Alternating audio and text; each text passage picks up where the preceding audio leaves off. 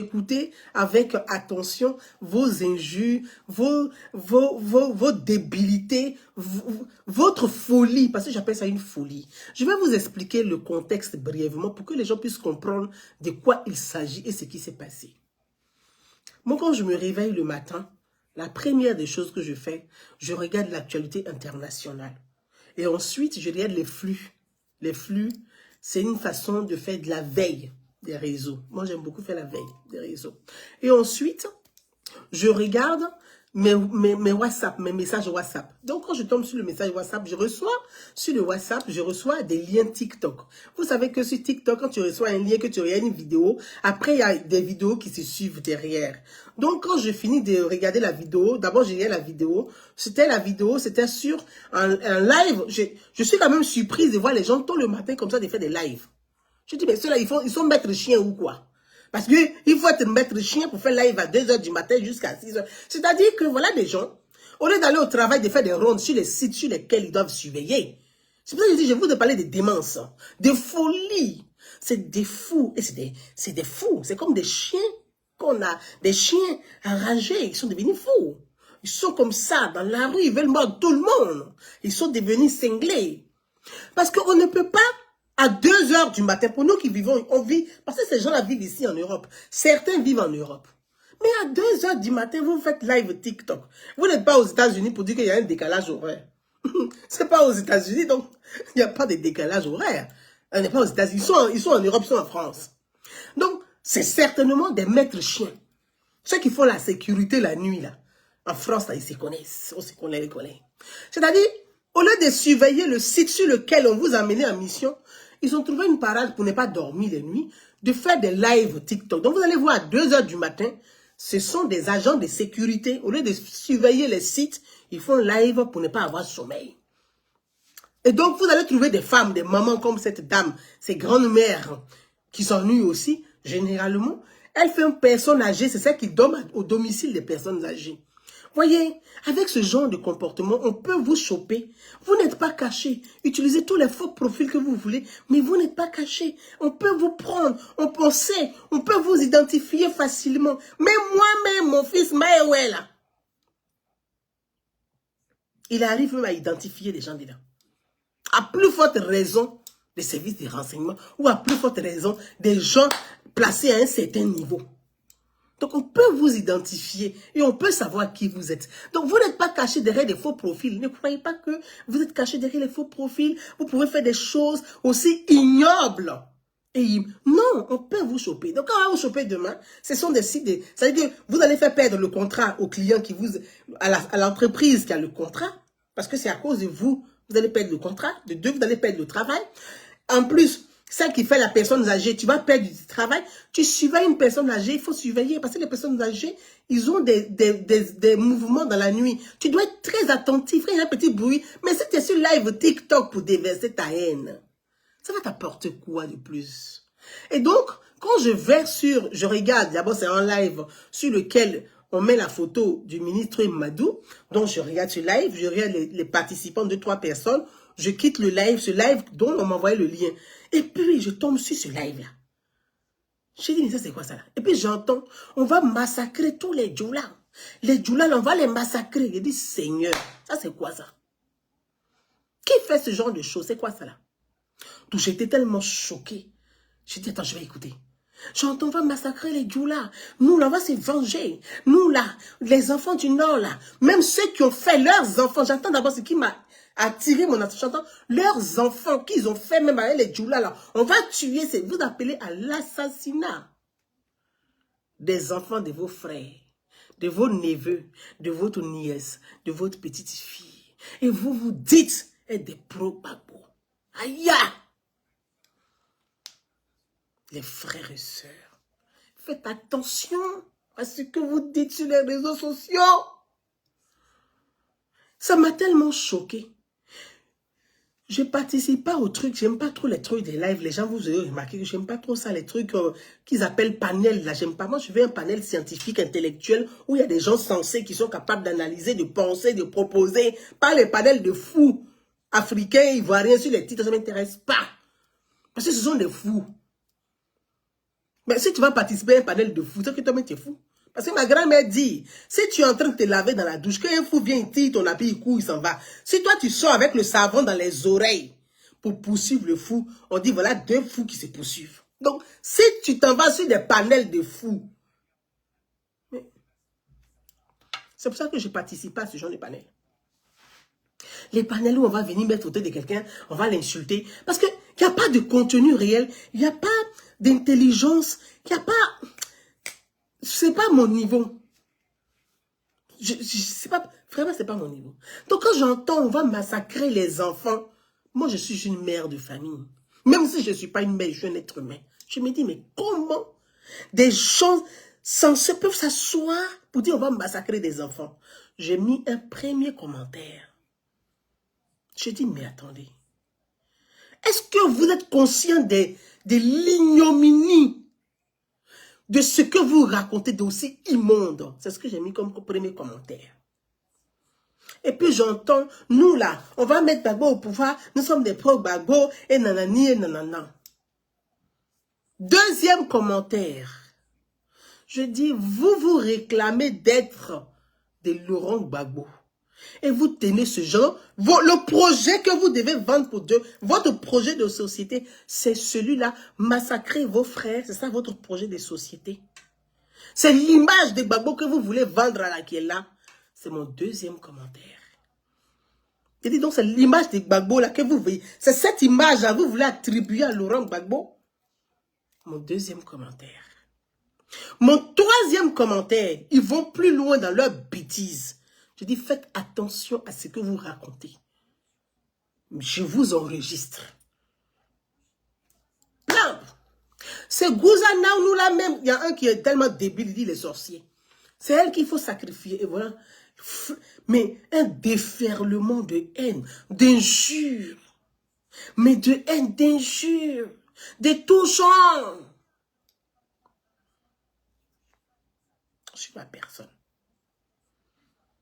Ils ont parlé en pété, injure en pété, injure en djoula, injure en baoulé, en français, carabiné, tout mélangé. Je ne pouvais plus. Ça me faisait tellement rire. Parce que j'avais de la peine pour ces gens-là. Au point que, comme ils m'ont bloqué mon commentaire, je ne peux plus commenter. Voilà. Ils ont signalé aussi ça là. Live supprimé. Quelqu'un va venir supprimer live. Adama, on peut supprimer live de quelqu'un.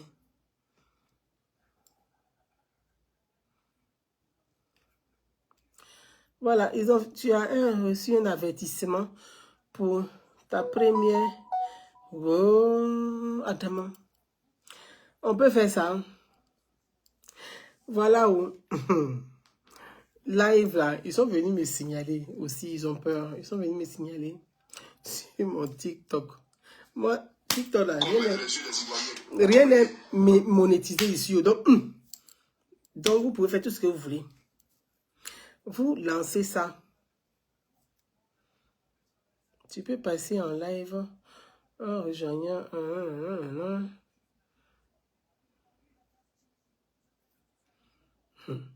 Madame.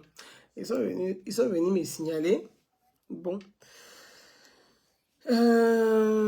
Es-tu d'accord avec cette décision? Mais je ne suis pas d'accord avec quelqu'un, je peux que je sois d'accord avec ça. N'importe quoi. Mais je ne suis pas d'accord avec vos décisions. Hein.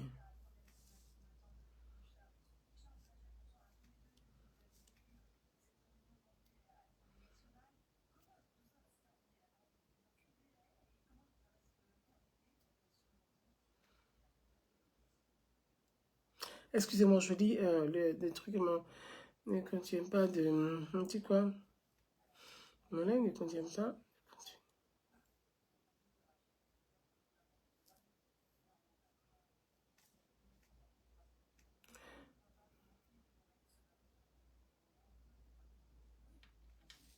Bref, ok. Donc, on m'a dit que bref, on va continuer ici puisque ils sont allés signaler là-bas. Donc, pour vous dire que ici, on va...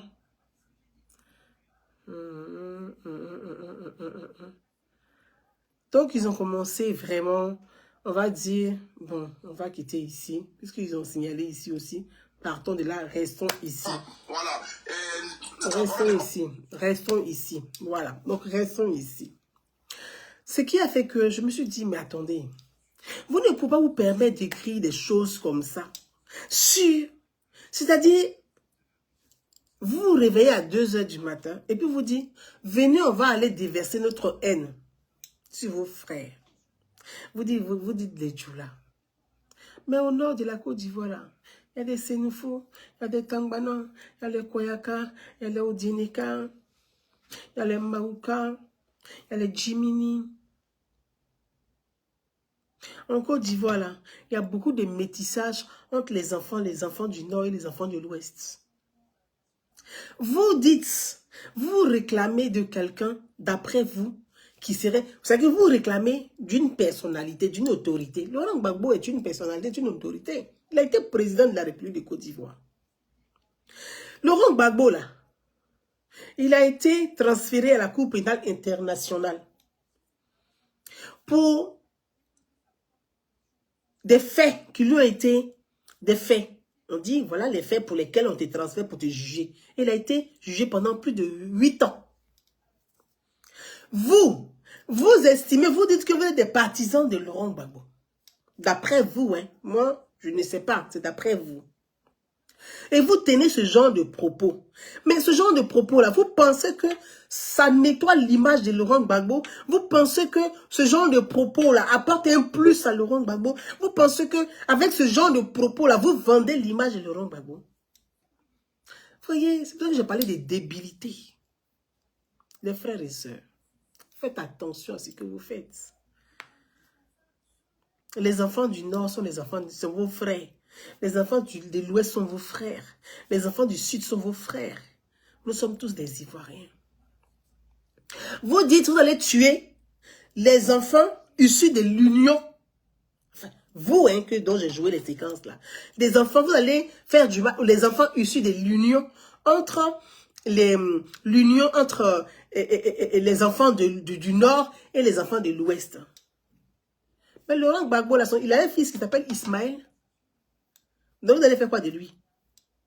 Le fils de Laurent Gbagbo, Ismaël, là, vous allez faire quoi de lui? Parce que lui, il est issu de l'union d'une femme du Nord et des Gbagbo qui est de l'Ouest. Vous allez faire quoi de lui?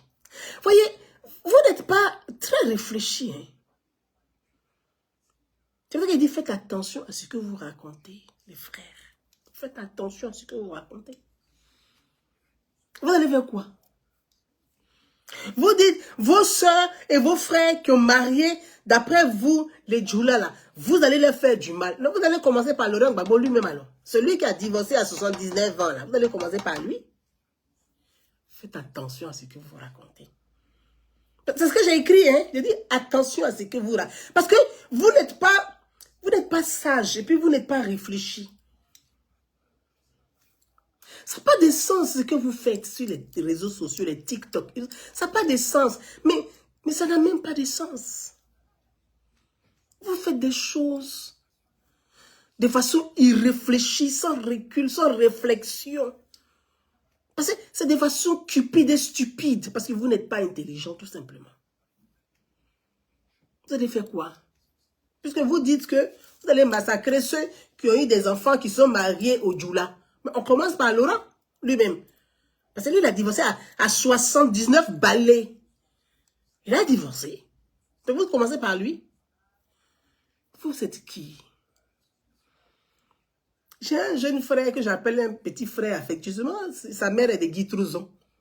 Donc c'est aussi, même qu'il soit, je n'ai pas de problème avec lui. Moi souvent je l'écoute ce jeune homme. Qu'on appelle Ziki.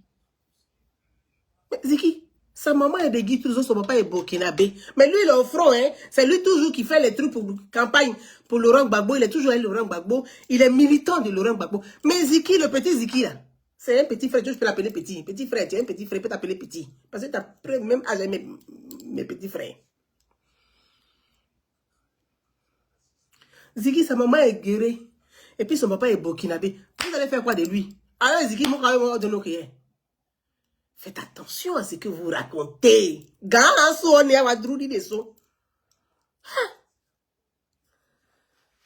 Regardez-moi ça. Si vous n'êtes pas censé. Et pour ça, vous m'insultez, Gouza. Pour moi, j'ai l'habitude, j'en fais une crème de peau, j'en fais même du gommage. Voilà. J'en fais même crème de main. Pour vous saluer souvent. Je souris. Parce que je n'ai pas de haine. Je ne vous en veux même pas. Seulement, j'ai de la compassion pour vous. Je me dis, voilà des gens qui sont en souffrance. Parce que vous êtes en souffrance, c'est chronique, hein, c'est une maladie. Hein, vous êtes en souffrance, ce sont des troubles du comportement, c'est des troubles. Vous êtes en souffrance. Et pour pouvoir exprimer votre souffrance, vous êtes sur les panels, vous appelez ça une haine. Parce que on a vécu quand même, la Côte d'Ivoire a vécu quand même un traumatisme. La guerre que nous avons vécue, ça a traumatisé beaucoup de nos confrères et sœurs. Et puis tout le monde n'a pas eu... Voilà mon fils qui vient d'arriver. Donc patientez, je vais aller ouvrir la porte. Ah, je dis que moi ici. Et vous parlez, elle est stérile. Les femmes souffrent comme ça, vous dites qu'un instant. Hein.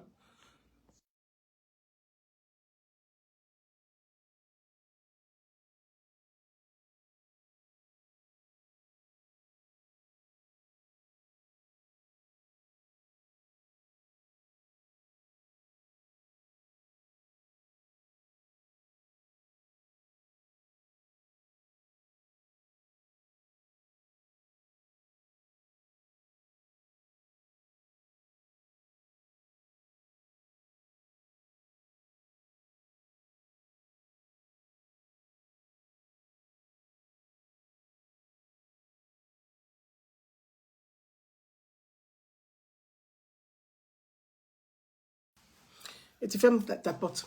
Donc, vous voyez, c'est tellement... Et cousin, elle est stérile, elle a fait ceci, elle n'a pas de maison, elle est en HLM. Moi-même, là, déjà, j'ai HLM. Vous-même, vous avez la chance en France. Je ne sais pas comment vous faites depuis vous donnez HLM là facilement. Moi, quand je m'avais dit, je n'ai pas droit. J'aimerais bien avoir ça et bien payer maison moins chère. Moi, on n'a pas droit. On dit on n'a pas beaucoup d'enfants. Ah, donc, on n'a pas droit. Je n'ai pas le faire beaucoup d'enfants non plus à cause de HLM. Ah non. Vous voyez, ce n'est pas important. Ce sont des choses légères. Ça, ce n'est pas important, en fait. Elle n'a pas d'enfant, elle est stérile, elle est en HLM, le RHDP n'a pas acheté une maison pour elle, elle n'a pas ceci. Le débat n'est plus à ce niveau, en fait. Moi, je vous invite vraiment à un débat de société, à un vrai débat. Soyez, si vous voulez faire de la politique, apprenez à faire de la politique. Apprenez à faire de la politique. Parce que ce que vous faites, ce n'est pas de la politique. Ce n'est pas de la politique. Vous vous réclamez, on est pour Laurent Gbagbo, vous faites des panels avec des choses comme ça. Mais quand vous prenez les faits qui ont été, les faits d'accusation là contre Laurent Gbagbo là, c'est ce genre de comportement là qu'on a décrit dedans. Donc vous-même, c'est vous-même les sorciers des Gbagbo. Les sorciers, les vrais sorciers des Gbagbo là, c'est vous. C'est pas quelqu'un d'autre. Parce que vous êtes là dans l'arrogance, l'insolence, les injures, dans des menaces. Mais vous pensez que ça, c'est un projet de société à vendre ça? Ça là. Quel est votre... Aujourd'hui, quand vous demandez quel est le projet de société de votre candidat, ou votre futur ou prétendu candidat, c'est ce genre de bêtises là. C'est ça qui est le projet de société. Donc, vous êtes les vrais sorciers des Gbagbo. C'est vous qui n'aimez pas Gbagbo là en réalité. Parce que votre comportement là, ça salit son image. Pour ceux qui se rappellent, quand Laurent était à la Cour pénale internationale, pour ceux qui se rappellent, quand je suis sorti, j'ai dit quoi? J'ai dit, votre comportement là, c'est vous là. C'est vous qui êtes le malheur de Laurent. C'est votre comportement là, c'est vous là. Quand on dit, vous vous cachez, vous êtes prêts à fuir. Mais c'est vous qui avez la grande gueule. Arrêtez ça. Gbagbo à quel âge? Gbagbo il a quel âge? Gbagbo a presque 80 ans. Donc vous êtes assis là, votre souhait là, c'est que nos aînés de 80 ans passés là, ils n'ont qu'à venir se bagarrer entre eux encore. C'est ça. C'est que vous avez que... Moi souvent je suis étonné, je regarde tout ça, bon.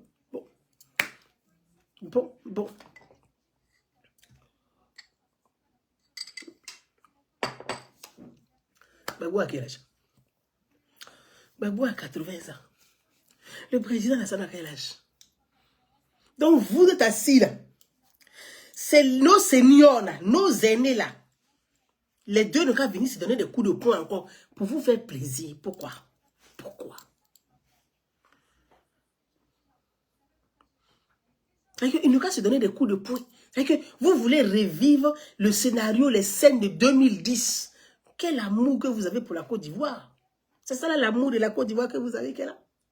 Quand on aime son pays, on tire les leçons des crises et on travaille à ce que ces crises ne se répètent plus. C'est ça on dit travailler. Quand on aime son pays, quand on a un amour profond pour son pays, parce qu'aimer son pays, là, il y a ceux qui aiment son pays parce que ça leur rapporte un gain. Et puis il y a ceux qui ont un amour vraiment profond, passionnel, là, qui le font de façon désintéressée. Quand on aime son pays, on fait un effort.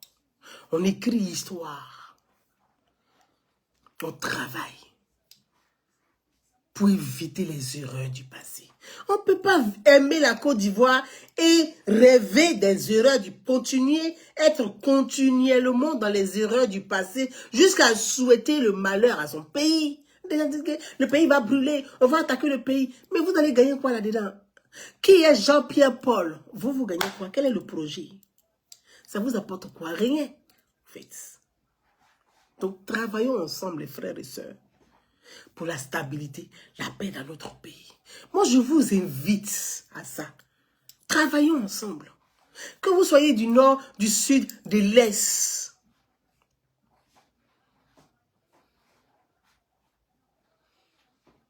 Du sud, du nord, de l'est. Aujourd'hui, là, regardez les jeunes.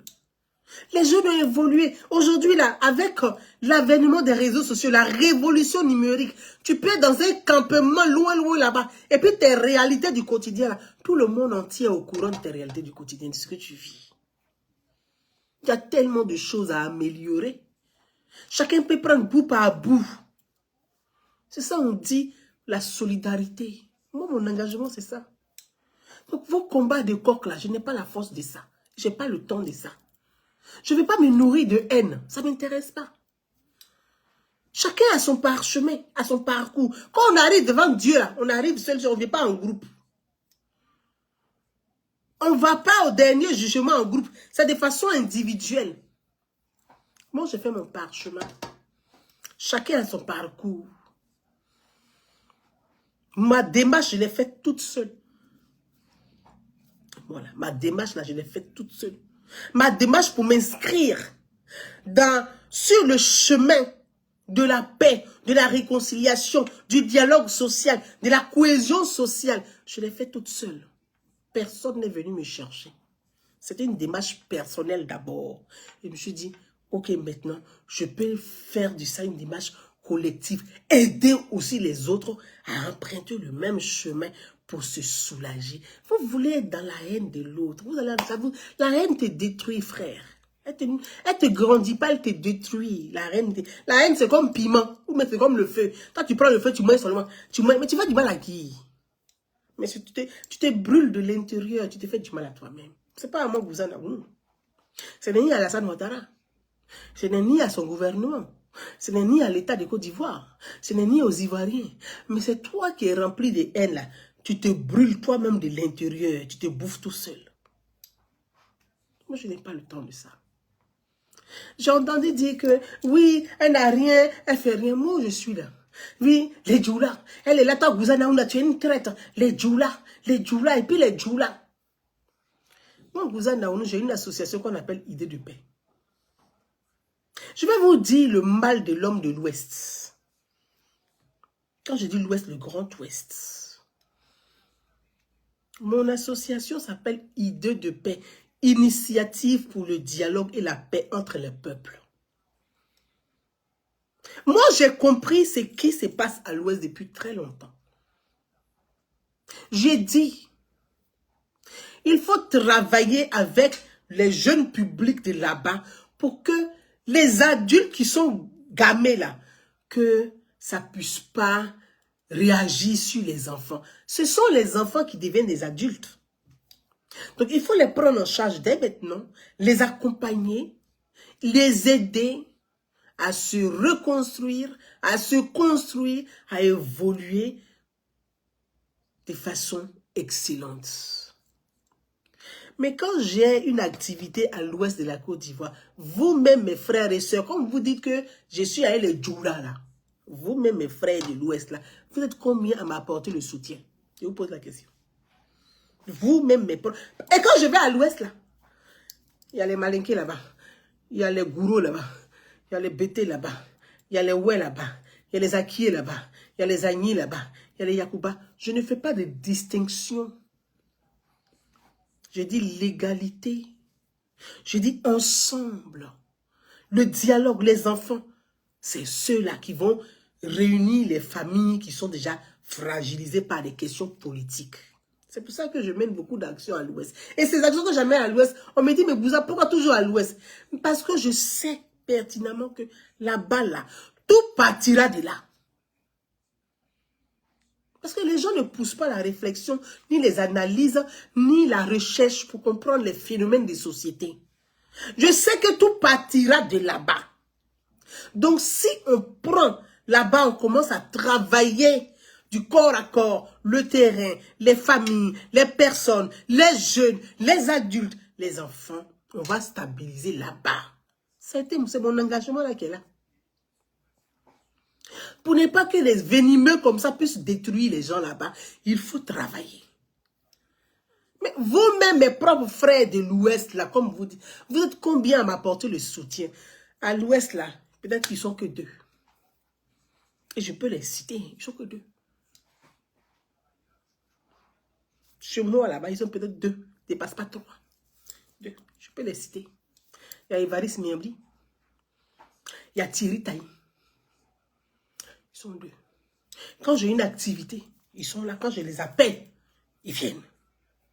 Mais ceux qui m'aident là, qui nous accompagnent, qui nous soutiennent là, pour nos actions à l'ouest là, ce sont les enfants du nord. Ceux que vous appelez Djoula là, c'est ceux-là qui sont là. Et pourtant, ils ne sont pas de l'ouest. Ils ne sont pas de là-bas. Ce n'est pas eux tous. Certains ont compris la nécessité de mener ce genre d'action là-bas. Mais ce sont eux qui nous aident. Vous êtes combien? L'homme de l'Ouest est là, il est dans l'émotion.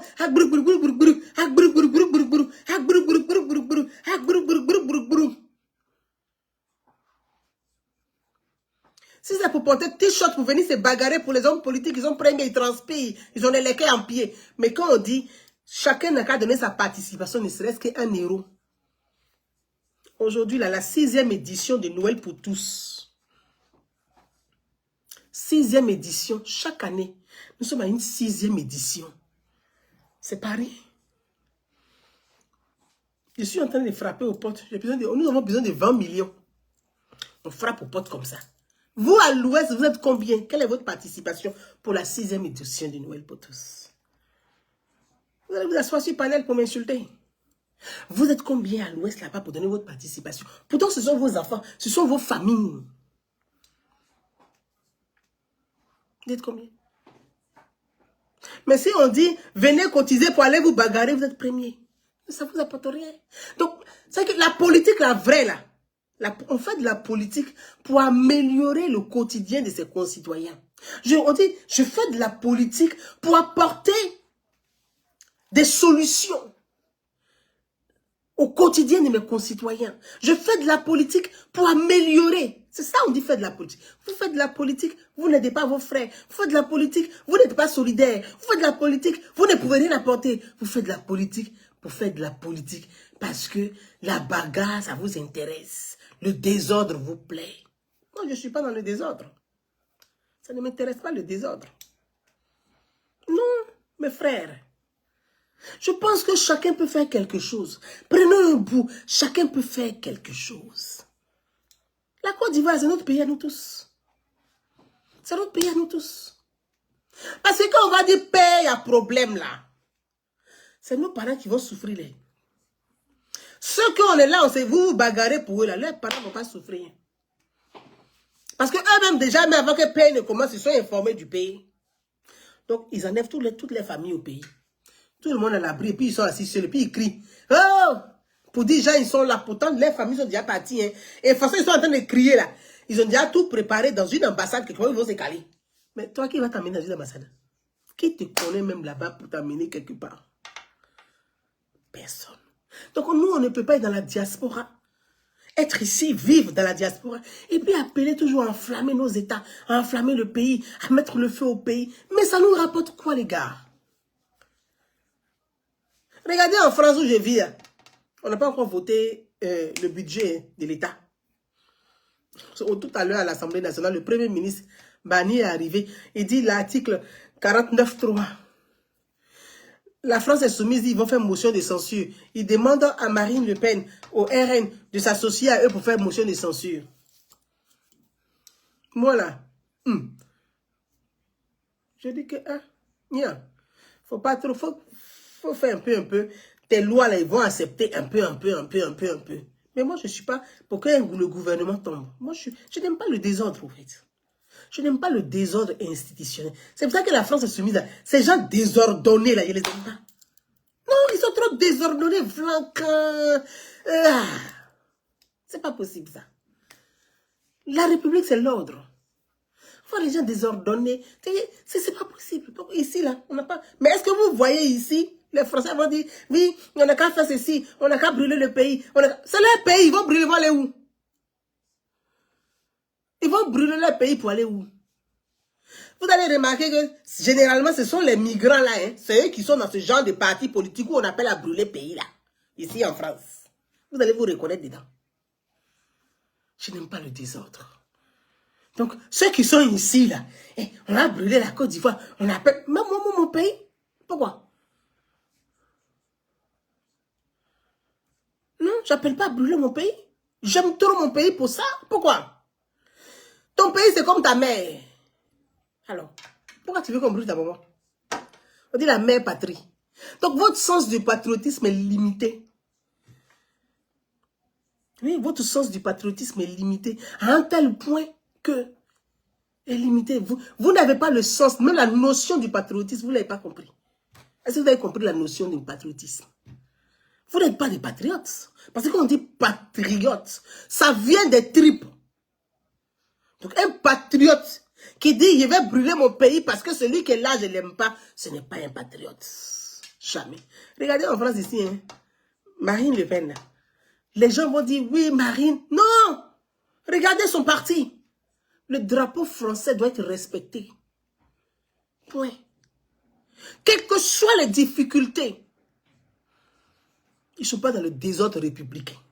Mais regardez, la France Insoumise, ceux qui sont là-bas, là, vous les reconnaissez sur le continent, hein, ils sont là-bas. Wow. C'est les gens bazar, bordéliques comme ça qui sont dedans.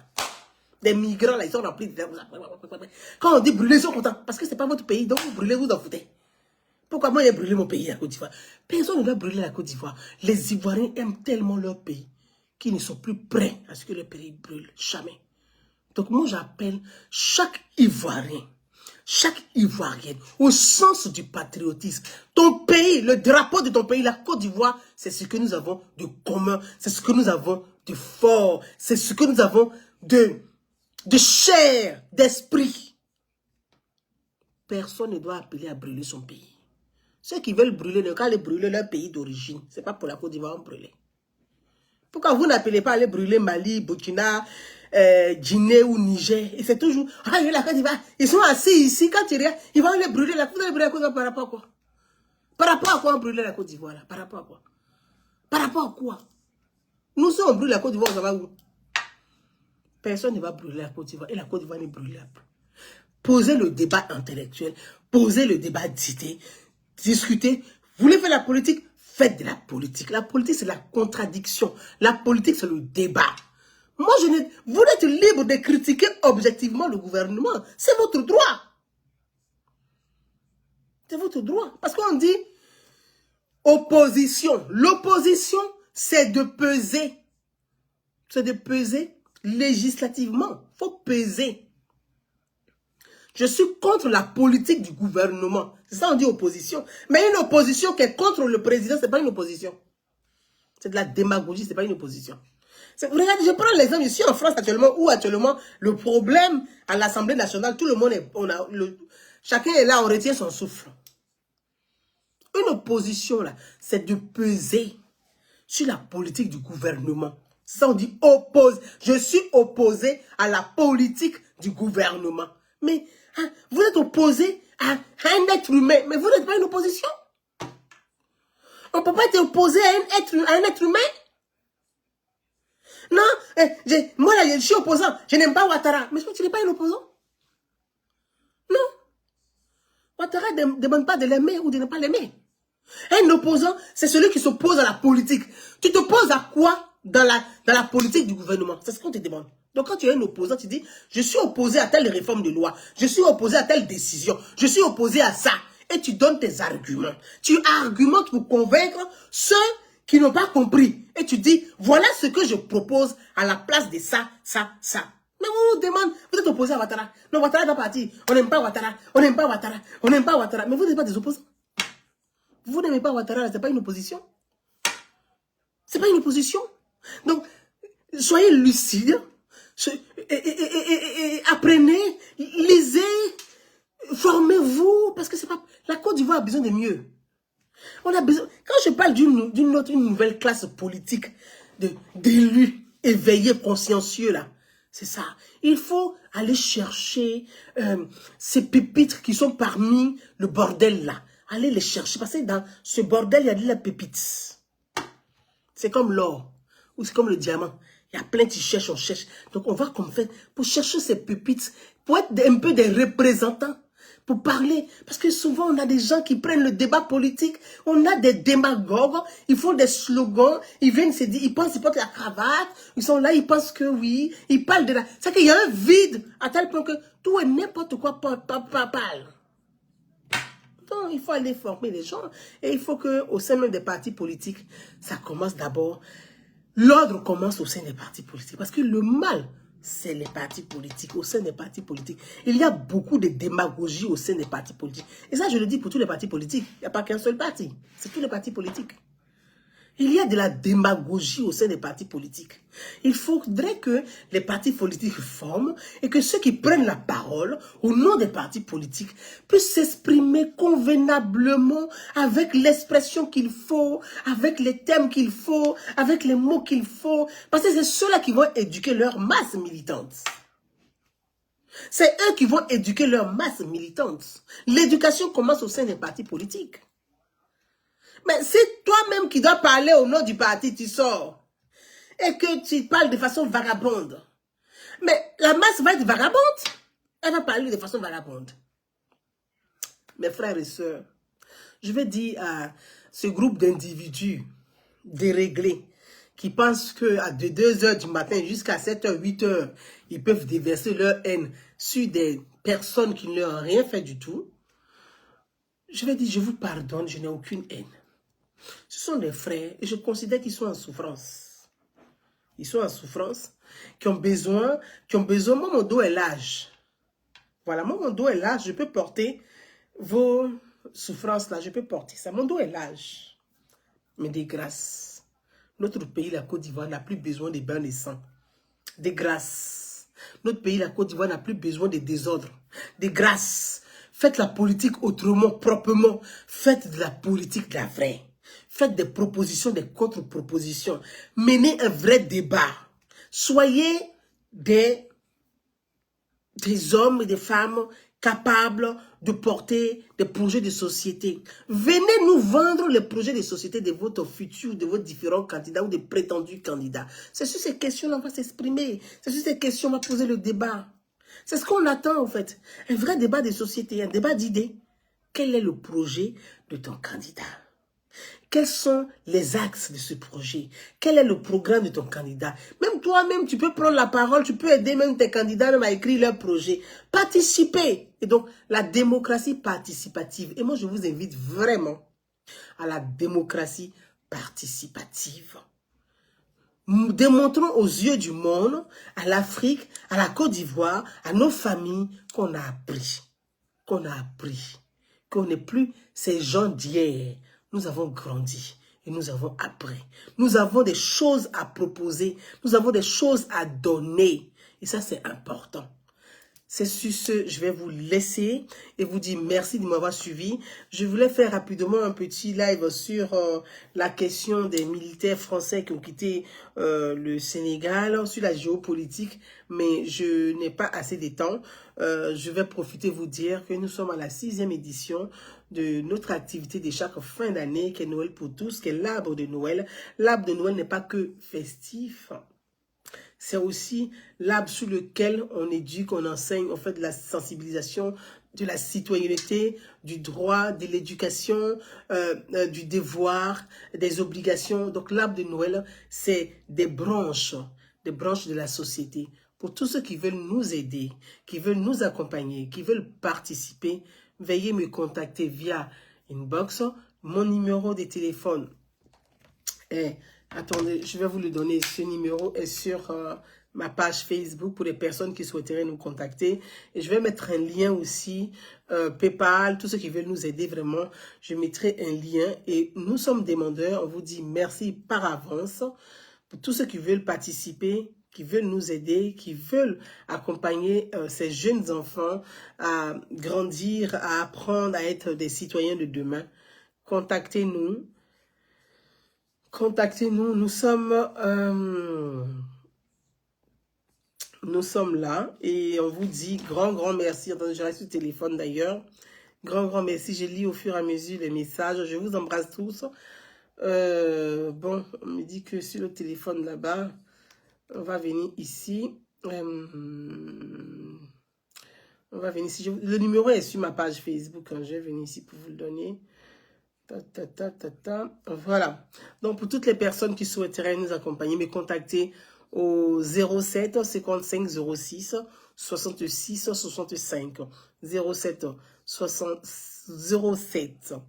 55 06 66 65. Pour WhatsApp, mettez le plus 33 et faites le 7. Il est idem WhatsApp. Donc, merci à chacun. Merci à tous. Je vous dis à très bientôt pour un autre sujet. On en parlera plus tard. Je vous embrasse et dites à mes frères et à cette dame qui m'a injurié que je ne les en veux pas du tout. Moi, je les pardonne. Je reste leur sœur. Moi, je les considère aussi comme mes frères et sœurs. Et que Dieu apaise les cœurs des uns et des autres pour que notre pays, la Côte d'Ivoire, soit un pays fort et un pays leader. Merci. Ciao.